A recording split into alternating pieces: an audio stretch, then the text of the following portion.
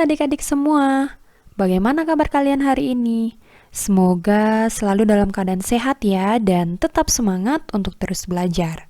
Kembali lagi bersama Bu Tride dalam pembahasan soal penilaian akhir tahun atau PAT untuk kelas 5 SDMI tema 6 semester 2. Oke, dari pembahasan soal penilaian akhir tahun ini kalian bisa belajar untuk mempersiapkan tes penilaian akhir tahun kalian nanti ya. Oke, sebelum kita lanjut ke pembahasan, pastikan kalian sudah klik tombol subscribe dan juga nyalakan lonceng notifikasinya agar kalian selalu mendapatkan informasi terbaru dari channel pembelajaran ini mengenai penjelasan materi ataupun pembahasan soal penilaian akhir tahun atau PAT.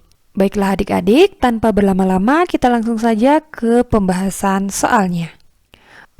Oke, di sini Bu Tide sudah menyiapkan beberapa latihan soal yang bisa kalian pelajari untuk persiapan penilaian akhir tahun nanti, adik-adik. Oke, langsung saja kita memasuki soal yang pertama. Selain sebagai siswa, kita juga memiliki hak sebagai warga negara.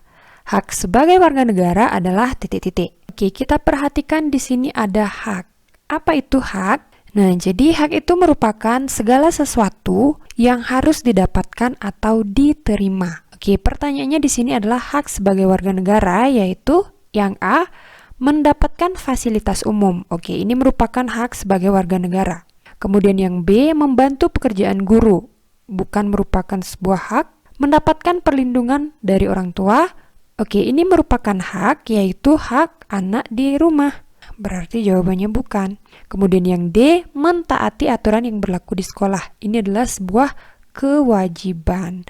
Nah, maka jawaban nomor 1 yang benar itu adalah yang A, yaitu hak sebagai warga negara adalah mendapat fasilitas umum. Seperti itu. Oke, kemudian kita lanjutkan ke soal yang nomor 2. Hak dan kewajiban selalu berdampingan, artinya titik-titik. Oke, adik-adik. Pada dasarnya, seseorang mendapatkan haknya apabila telah melakukan kewajiban. Nah, kewajiban itu merupakan segala sesuatu yang harus dilaksanakan atau dilakukan. Oke, maka jawabannya adalah hak dan kewajiban selalu berdampingan, artinya hak itu diperoleh setelah kita melaksanakan kewajiban. Oke, jawaban yang paling tepat itu adalah yang option D. Kemudian kita lanjutkan ke soal yang nomor 3. Berikut merupakan kewajiban siswa di sekolah adalah, nah seperti yang Bu Tide sampaikan tadi, bahwa kewajiban itu adalah segala sesuatu yang harus dilakukan atau dilaksanakan. Nah, yang merupakan kewajiban siswa di sekolah itu adalah mengikuti pelajaran dan mengumpulkan PR. Nah, jadi jawaban nomor 3 itu adalah yang C. Nah, kalau yang nomor D, menggunakan semua fasilitas umum di sekolah itu merupakan hak siswa di sekolah, seperti itu. Nah, jadi jawabannya adalah yang C. Kemudian selanjutnya soal yang nomor 4. Perserikatan Bangsa-Bangsa atau PBB mengesahkan Konvensi Hak-Hak Anak pada tanggal 20 November 1989. Berikut bukan termasuk hak anak menurut konvensi tersebut adalah. Oke anak-anak, adapun hak anak berdasarkan Konvensi Hak Anak PBB itu yang pertama ada hak keberlangsungan hidup, kemudian yang kedua hak perlindungan, yang ketiga hak tumbuh kembang, dan yang keempat hak berpartisipasi.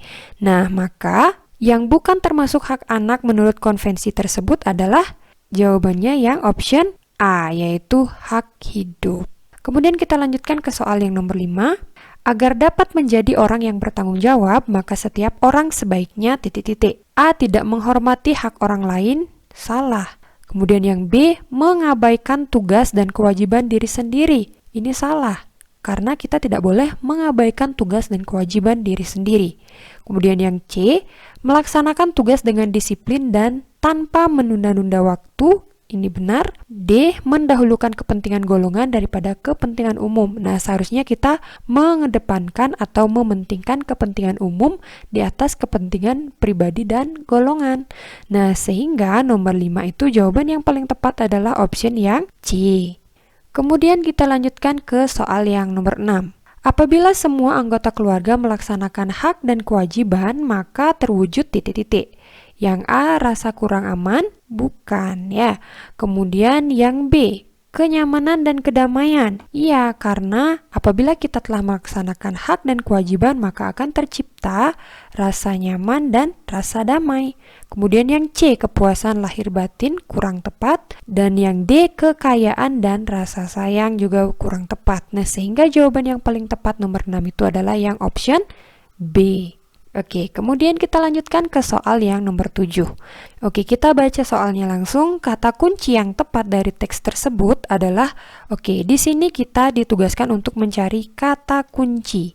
Nah, cara untuk mencari kata kunci itu adalah yang pertama, kita mencari kata yang sering diulang dalam teks atau bacaan.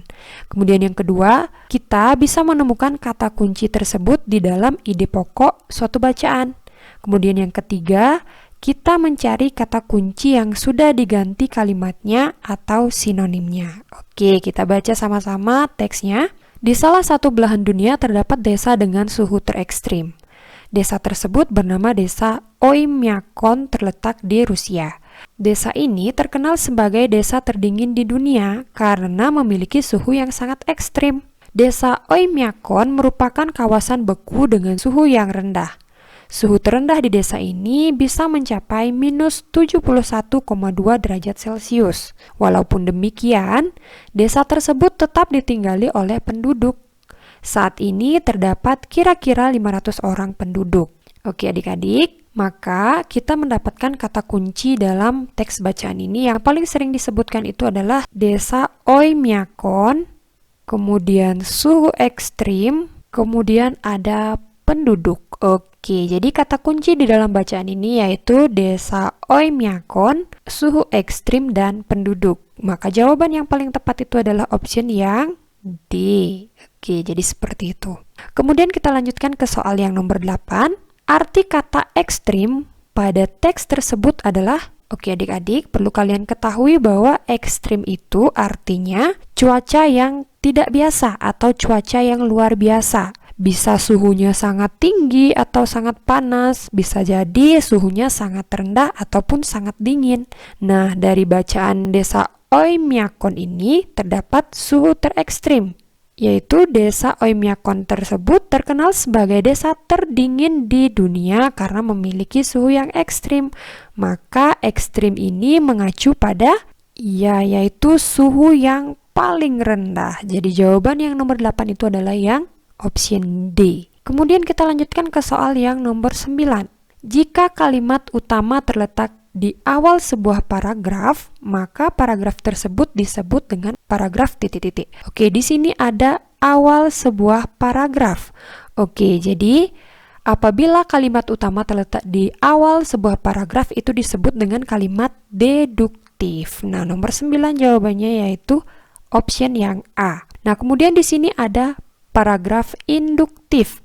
Nah, paragraf induktif ini merupakan paragraf yang kalimat utamanya itu terletak di akhir kalimat. Kemudian ada campuran, yaitu berada di awal dan juga akhir sebuah kalimat, disebut dengan kalimat campuran. Kemudian yang option D ada kalimat pasif. Nah, kalimat pasif itu merupakan jenis kalimat yang dimana subjeknya itu melakukan sebuah tindakan. Jadi contohnya itu rantai sepeda milik adik diperbaiki oleh ayah.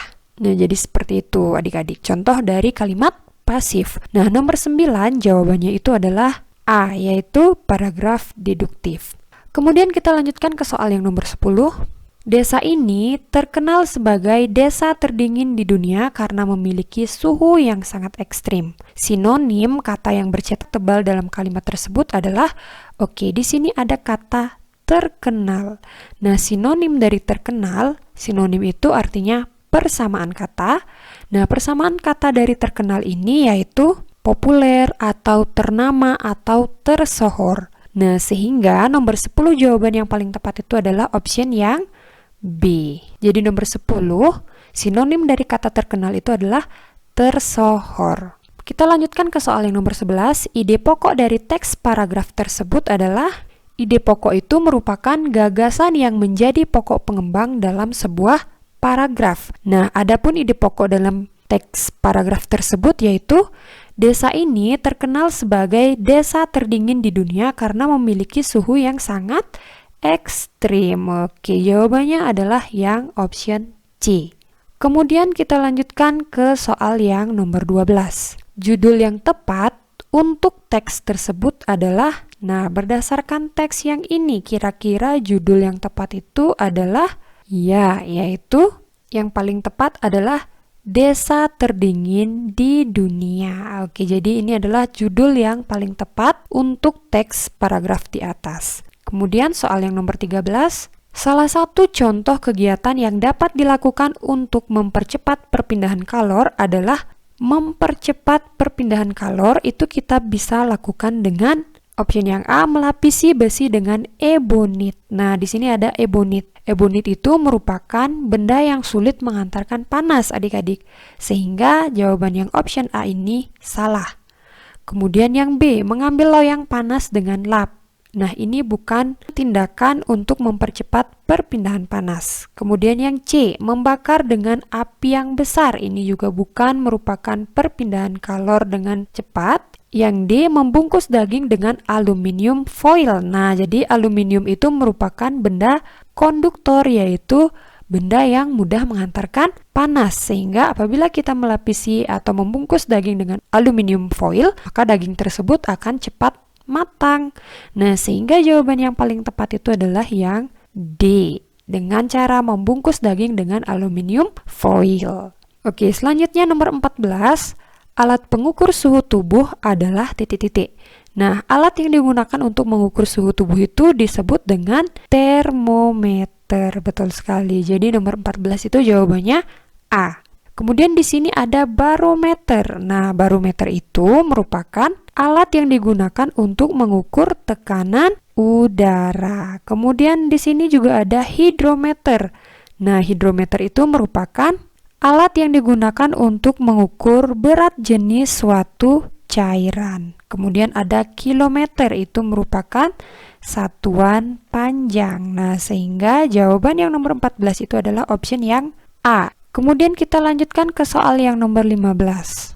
Perhatikan gambar berikut. Gambar tersebut merupakan contoh perpindahan panas secara titik-titik. Oke, adik-adik, kalian perhatikan gambarnya. Di sini adalah gambar air yang sedang direbus di atas kompor yang menyala. Oke, jadi perpindahan panas yang terjadi pada saat kita merebus air itu adalah perpindahan secara, iya, betul sekali, yaitu secara aliran. Nah, nama lain aliran itu adalah konveksi. Jadi nomor 15 jawabannya C. Nah, radiasi itu disebut juga dengan nama lainnya adalah pancaran. Kemudian konduksi itu nama lainnya hantaran. Nah, jadi sesuai dengan gambar itu merupakan contoh perpindahan panas secara konveksi. Kemudian kita lanjutkan ke soal yang berikutnya. Benda yang mudah mengantarkan panas itu disebut dengan benda konduktor. Nah, yang termasuk benda konduktor itu adalah yang pertama pensil. Nah, pensil itu merupakan isolator atau benda yang sulit mengantarkan panas.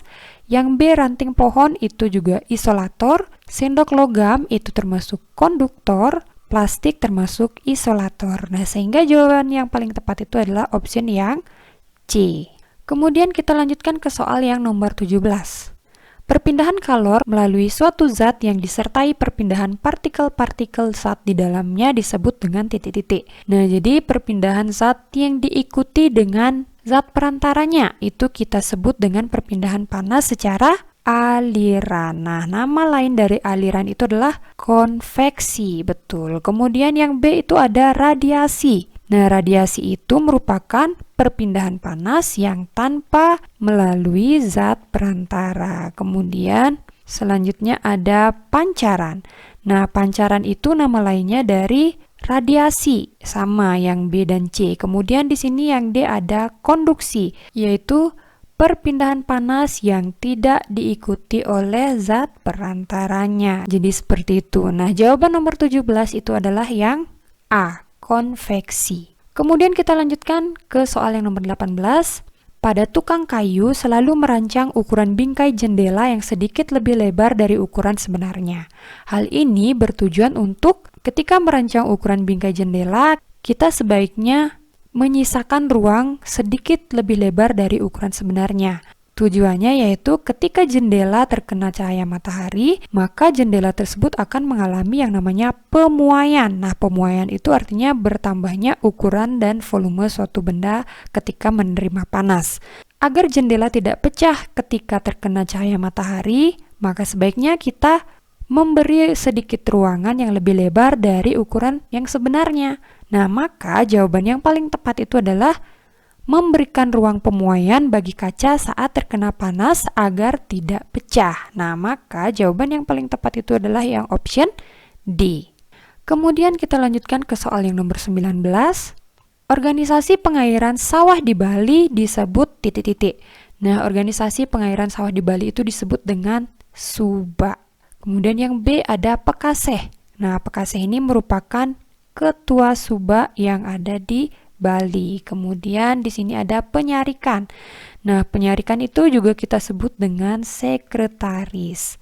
Kemudian pemantauan, orang yang memantau. Oke, jadi jawaban yang paling tepat nomor 19 itu adalah yang A. Kemudian kita lanjutkan ke soal nomor 20. Contoh interaksi manusia dengan lingkungan yang dapat menimbulkan dampak kurang baik adalah titik-titik. Oke, jadi adapun dampak yang kurang baik akibat interaksi manusia dengan lingkungan, yaitu yang A, mengambil hasil laut dengan jala. Nah, jadi ini merupakan tindakan yang wajar ya dengan menggunakan jala, tidak menggunakan pukat harimau. Nah, apabila menggunakan pukat harimau itu merupakan tindakan yang menimbulkan dampak yang kurang baik. Kemudian yang B, menebang pohon sembarangan. Nah, ini akan menimbulkan bahaya yang luar biasa. Jadi ini salah. Kemudian yang C, penanaman hutan kembali. Ini merupakan dampak yang positif untuk mengurangi adanya banjir maupun tanah longsor seperti itu. Kemudian dengan melakukan sengkedan pada daerah miring. Nah, sengkedan ini juga disebut dengan pembuatan terasering. Nah, dengan pembuatan terasering maupun sengkedan ini akan mengurangi terjadinya longsor pada daerah miring. Oke, berarti jawaban yang menimbulkan dampak yang kurang baik terhadap lingkungan yang dilakukan oleh interaksi manusia itu adalah menebang pohon sembarangan, di mana akan menimbulkan suatu bencana yaitu seperti banjir dan lain sebagainya. Kemudian kita lanjutkan ke soal nomor 21. Salah satu cara melestarikan hutan adalah titik-titik. Oke, di sini ada cara melestarikan hutan. Nah, yang pertama sistem tebang pilih tanam. Nah, sistem tebang pilih tanam itu artinya menebang pohon yang ada di hutan di mana kondisi pohon tersebut sudah tidak produktif, artinya pohon tersebut sudah tua dan sudah tidak berfungsi lagi. Nah, jadi ini benar. Kemudian yang B, melakukan ladang berpindah. Nah, di sini ada ladang berpindah. Oke, ladang berpindah itu artinya suatu sistem cocok tanam yang berpindah-pindah dengan cara membuka lahan pertanian dengan menebang atau membakar hutan. Nah, jadi kegiatan ini salah, tidak melestarikan hutan. Kemudian yang C, mengalih fungsikan hutan. Nah, mengalih fungsikan hutan misalnya menjadi hotel. Nah, otomatis hutan tersebut dibabat habis, dibakar, ditebang. Ini juga bukan cara untuk melestarikan hutan. Kemudian yang D, membabat hutan agar bersih. Membabat hutan itu artinya menebang pepohonan. Nah, ini bukan merupakan cara pelestarian hutan. Nah, maka jawaban yang paling tepat itu adalah yaitu dengan sistem tebang pilih tanam. Nomor 21 jawabannya A. Kemudian kita lanjutkan ke soal yang nomor 22. Kemacetan lalu lintas sering terjadi pada saat jam berangkat sekolah atau jam berangkat kerja. Salah satu penyebab kemacetan lalu lintas adalah titik-titik. A. Pengguna jalan menaati aturan lalu lintas. Nah, apabila pengguna jalan menaati aturan lalu lintas, itu tidak akan terjadi kemacetan, bukan merupakan penyebabnya. Kemudian yang B, pengguna jalan mengindahkan aturan lalu lintas. Nah, di sini ada kata mengindahkan. Mengindahkan itu artinya menaati aturan lalu lintas. Nah, jika lalu lintas itu ditaati, maka tidak akan menjadi penyebab kemacetan. Kemudian yang C, pengguna jalan tidak menaati aturan lalu lintas. Nah, bisa jadi dengan pengguna jalan tidak menaati aturan lalu lintas tersebut menyebabkan kemacetan. Misalnya contohnya itu dengan cara memarkir kendaraan secara sembarangan. Nah, apabila kita memarkir kendaraan secara sembarangan, hal tersebut akan menyebabkan kemacetan. Nah, kemudian yang D, terlalu banyak kendaraan yang berlalu lalang. Nah, apabila kendaraan banyak berlalu lalang tetapi tetap mengikuti aturan lalu lintas, hal tersebut juga bukan merupakan penyebab kemacetan. Nah, maka jawaban yang paling tepat nomor 22 itu adalah yang option C. Kemudian kita lanjutkan ke soal yang nomor 23. Bangunan liar sering kita jumpai berada di atas saluran air, di trotoar, di taman-taman kota, di bantaran sungai, dan kolong-kolong jalan layang. Pada umumnya, bangunan liar berupa bangunan sementara yang didirikan di tempat yang tidak seharusnya. Nah, hal ini akan menyebabkan masalah kesehatan dan kebersihan lingkungan, sehingga akan menimbulkan ketidaknyamanan masyarakat. Oke, jadi hal ini akan menyebabkan kecuali. Nah, kecuali berarti yang bukan, yaitu jawaban yang paling tepat adalah option yang D, yaitu banjir di musim hujan. Kemudian soal nomor 24. Beberapa masalah sosial yang terjadi di masyarakat adalah, oke, di sini ada masalah sosial. Masalah sosial itu merupakan ketidaksesuaian antara harapan dan kenyataan. Nah, yang A, pemeliharaan lingkungan itu bukan merupakan masalah sosial. Yang B, pemanfaatan fasilitas umum bukan merupakan masalah sosial. Perilaku tidak disiplin merupakan masalah sosial. Masyarakat antre di rumah sakit bukan merupakan masalah sosial. Oke, jadi jawaban yang paling tepat itu adalah option yang C. Lanjut ke soal yang nomor 25. Gambar yang menunjukkan kegiatan orang atau binatang dalam suatu peristiwa disebut dengan titik-titik. Nah, jadi disebut dengan gambar cerita. Nomor 25 jawabannya D. Lanjut ke soal nomor 26. Gambar cerita dapat kita temukan pada, nah, jadi gambar cerita itu bisa kita temukan pada komik, majalah, dan lain sebagainya. Nah, nomor 26 jawaban yang paling tepat itu adalah option yang B, yaitu dalam majalah kita temukan gambar cerita. Kemudian kita lanjutkan ke soal yang nomor 27. Fungsi gambar cerita adalah menjelaskan dari isi cerita. Nah, dengan adanya gambar cerita tersebut akan menjelaskan isi cerita sehingga memudahkan kita dalam memahami sebuah cerita. Jadi nomor 27 jawabannya adalah option yang A. Kemudian kita lanjutkan ke soal yang nomor 28. Urutan nada yang disusun secara berurutan disebut titik-titik. Oke, jadi urutan nada yang disusun secara berurutan itu disebut dengan tangga nada. Nomor 28 jawabannya A. Nah, di sini ada kunci nada. Kunci nada itu merupakan tanda yang ditempatkan pada permulaan garis para nada. Kemudian di sini ada nada mayor. Nah, nada mayor itu merupakan tangga nada yang musiknya bernuansa semangat. Kemudian di sini ada nada minor, yaitu tangga nada yang musiknya bernuansa sendu. Oke, jadi nomor 28 jawabannya A. Kemudian lanjut nomor 29. Jenis tangga nada yang hanya memakai 5 nada pokok disebut, memakai 5 nada pokok. Itu disebut dengan tangga nada pentatonis. Betul sekali. Nah, penta itu artinya 5. Kemudian di sini ada tangga nada diatonis. Nah, tangga nada diatonis itu merupakan 7 nada yang berbeda dalam satu oktav. Kemudian tangga nada minor seperti yang Putri dijelaskan tadi, jika minor itu bernuansa sendu, sedangkan mayor bernuansa semangat. Kemudian soal yang terakhir yaitu nomor 30. Lagu Cublak-Cublak Suweng berasal dari daerah titik-titik. Nah, lagu Cublak-Cublak Suweng itu berasal dari daerah, iya, tepat sekali, yaitu dari Jawa Tengah. Kemudian ada Jawa Timur, itu contoh lagunya Re Ayu Re. Kemudian Kalimantan Timur itu lagunya Buah Bolok salah satunya. Kemudian Kalimantan Tengah itu lagu daerahnya salah satunya Oh Indang Oh Apang. Oke adik-adik, baiklah demikian materi penjelasan mengenai pembahasan soal penilaian akhir tahun yang bisa Putri disampaikan.